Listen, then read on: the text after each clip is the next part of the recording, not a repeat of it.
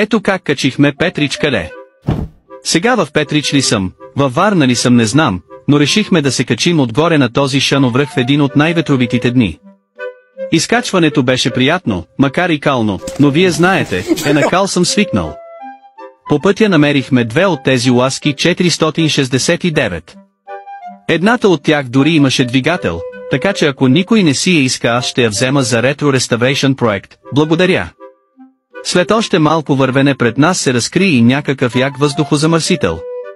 И така не след дълго вече стигнахме и до самото Петрич къде. Пак да кажа не знам в Петрич ли съм във Варна ли съм, но гледката е яка. Верно можехме да дойдем в по-добър ден от годината, ама нищо.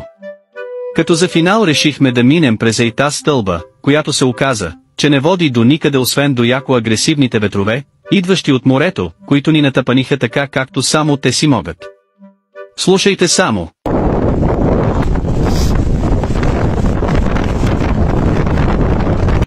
Айде аз ще бегам. Чао!